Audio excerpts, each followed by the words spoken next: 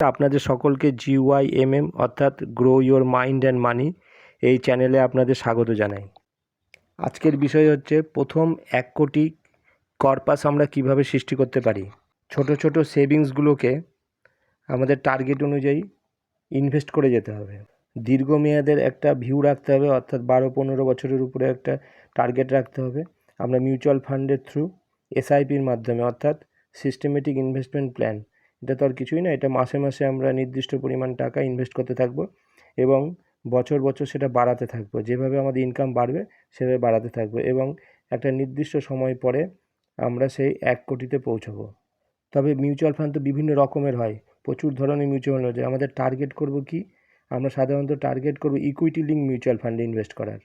সেগুলো থাকবে সব ওপেন এন্ডেড আর অপশন থাকবে গ্রোথ অপশন। এবার প্রচুর রকম মিউচুয়াল ফান্ড রয়েছে, তার মধ্যে আমরা বেছে নেব large cap, mid cap, small cap. বড় বড় ফান্ডে ইনভেস্ট করে, কোম্পানিতে ইনভেস্ট করে সেগুলো লার্জ ক্যাপ, মিডিয়াম কোম্পানিগুলোতে ইনভেস্ট করে মিড ক্যাপ, আর ছোটো কোম্পানিতে ইনভেস্ট করে সেগুলো হচ্ছে স্মল ক্যাপ। এবং এখানে আমরা খেয়াল রাখবো শুধুমাত্র রিটার্নের দিকে তাকিয়ে ইনভেস্ট করব না, দেখব যে AUM অর্থাৎ ফান্ড সাইজ যে কোম্পানির বড় আছে, মোটামুটি 4,000-5,000 কোটি টাকার উপরে, সেই ফান্ডে আমরা ইনভেস্ট করার চেষ্টা করব।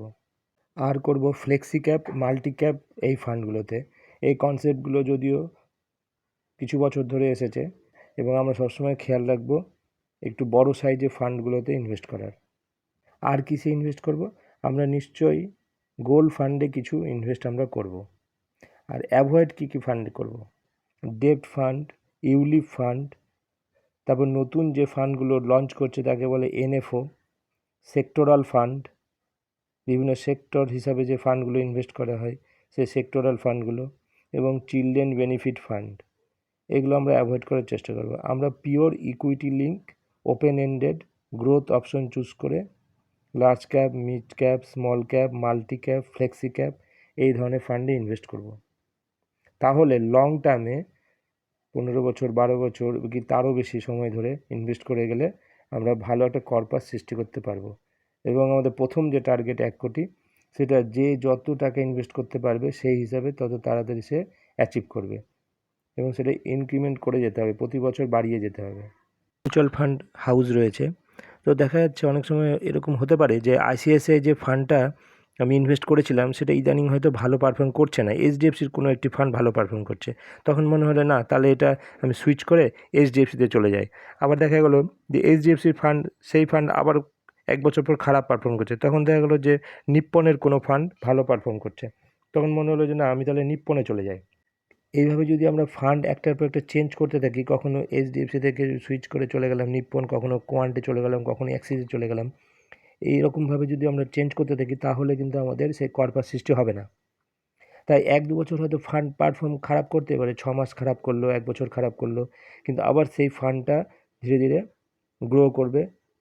তাদের যে ফান্ড ম্যানেজার যে স্ট্র্যাটেজি ছিল সেই স্ট্র্যাটেজি অনুযায়ী সে আবার চেঞ্জ করবে, আবার সে ঘুরে দাঁড়াবে।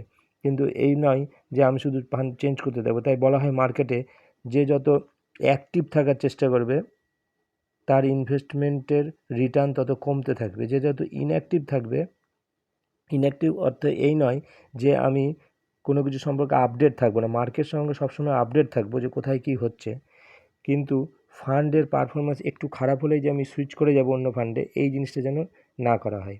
এটা করলে পরে কম্পাউন্ডিংয়ের যে জাদুটা, যে এফেক্টটা, সেটা কিন্তু আমরা দেখতে পাবো না।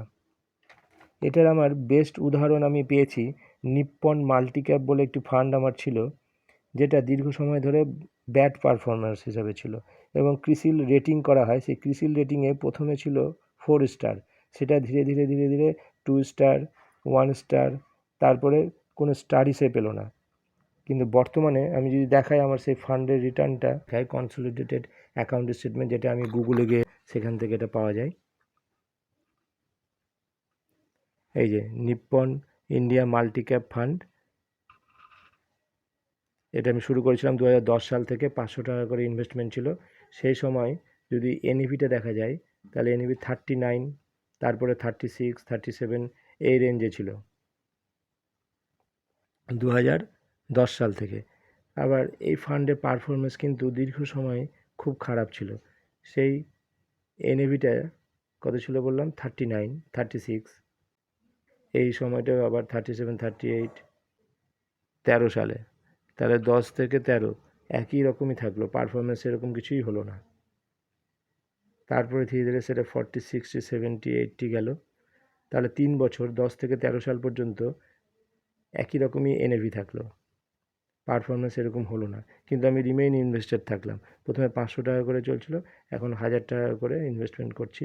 তারপরে এটা ধীরে ধীরে ধীরে ধীরে শেষে কিছু বছর হলো আমার এটা 2000 করে ইনভেস্টমেন্ট চলছে। তাহলে এখনকার রিটার্ন কীরকম হয়েছে এটাতে দেখা যাক। এই যে total cost value 1,73,455, market value 6,06,000, 50,000 টাকা আমি উইথড্র করেছিলাম।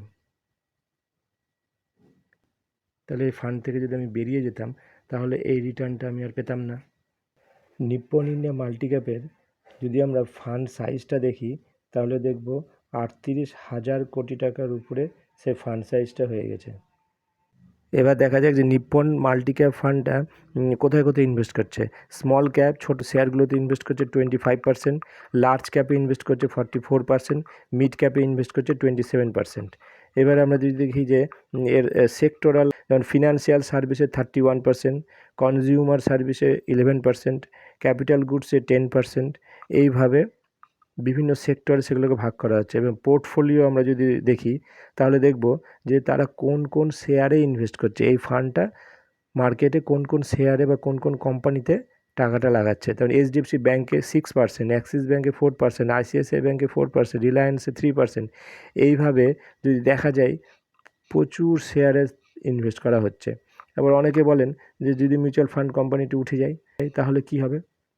এই ফান্ড যে এতগুলো কোম্পানিতে ইনভেস্ট করছে, কতগুলো কোম্পানিতে, 125টা কোম্পানিতে সে ইনভেস্ট করছে। তাহলে এই 125টা কোম্পানিকে শেষ হয়ে যেতে হবে, তার মানে ভারতের অর্থনীতি পুরোপুরি শেষ হয়ে যাবে। তাই এটা কখনো সম্ভব নয় যে ফান্ডটি বন্ধ হয়ে গেল বা উঠে গেল। এরকম হতে পারে যে একটা ফান্ড থেকে আরেকটা ফান্ডে নাম চেঞ্জ হয়ে গেল, সেটা হতে পারে, কিন্তু কখনো ফান্ডটি উঠে যাবে না।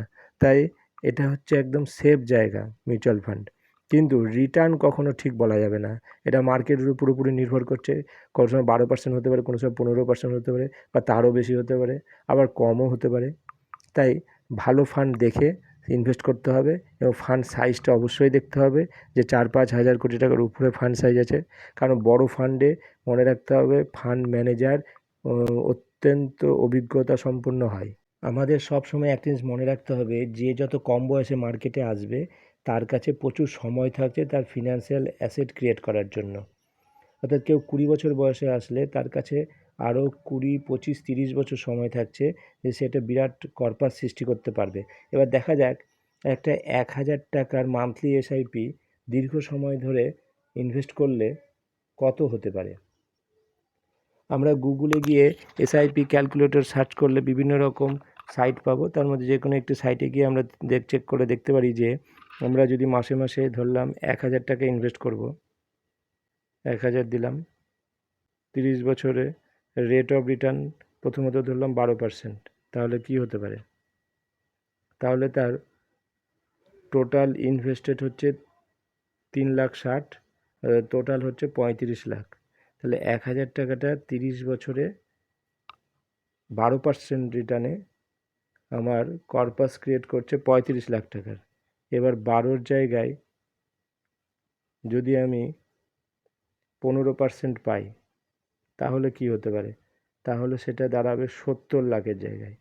আবার ইনভেস্টমেন্টে ভ্যালু থাকলো 3,60,000, কিন্তু টোটাল ওয়েলথ হলো আমার 70 লাখ টাকা 30 বছরে, 15%। এবার 15%-এ যদি আরও বেশি পাই, 18%, তাহলে হলো 1,43,00,000 টাকা। তাহলে 1,000 টাকা 18% রিটার্ন 30 বছরে 1,43,00,000 হয়। আমরা এক্সপেক্ট করবো সবসময় 12 থেকে 15-র মধ্যে। এবার নিজে নিজে এরকমভাবে ক্যালকুলেশনটা করে দেখতে হবে, তাহলে কনফিডেন্সটা আসবে। যেমন 5,000 টাকায় যদি ধরি মাসে মাসে ইনভেস্টমেন্ট, 30 বছরে 15%-এ যদি রিটার্ন পাওয়া যায় তাহলে তার টাকা জমানোর পরিমাণ হচ্ছে 18,000 টাকা, তার ইনভেস্টমেন্ট 18 লাখ টাকা, এবং তার রিটার্ন হচ্ছে 3,50,00,000 টাকা। 5,000 টাকা মাসে মাসে 30 বছরে। এবার আমি 30 বছরকে কমিয়ে আমি 25 বছর করে দিলাম। তাহলে 15% রিটার্নে হচ্ছে আমার 1,64,00,000 টাকা। 5,000 টাকা মাসে মাসে কেউ যদি জমাতে পারে তাহলে এই রিটার্নটা আসতে পারে। এবার 15-র জায়গায় আমার দেখা গেল সেটা আরও কমে গিয়ে 14 অথবা 12-তে চলে আসলাম বা 13-তে আসলো, তাহলে তার কত হচ্ছে? তাহলে তার 1,18%, তাহলে কত হচ্ছে? তাহলে প্রায় 3 কোটির কাছাকাছি হচ্ছে। সেই 5,000 টাকা লং টার্মে একটা ভালো কর্পাস সৃষ্টি করছে। মনে রাখতে হবে মিউচুয়াল ফান্ডে ইনভেস্টমেন্ট শুধু করলেই হবে না, সেটাকে ধীরে ধীরে বাড়িয়ে যেতে হবে, তাহলে আমরা বড় একটা কর্পাস সৃষ্টি করতে পারবো। অল্প টাকাতেই থেকে গেলে হবে না, না বাড়ালে পারে আমরা সেই 1 কোটিতে পৌঁছাতে পারবো না। যে যত ইনভেস্ট করতে পারবেন তার রিটার্ন তত বেশি আসবে। তাই যদি এই চ্যানেলটি আপনাদের ভালো লাগে তাহলে নিশ্চয়ই সাবস্ক্রাইব করবেন, পরবর্তী নোটিফিকেশন আপনারা পাবেন এবং এটাকে লাইক এবং শেয়ার করবেন। তাহলে নমস্কার, আজকের মতন এখানেই শেষ করছি।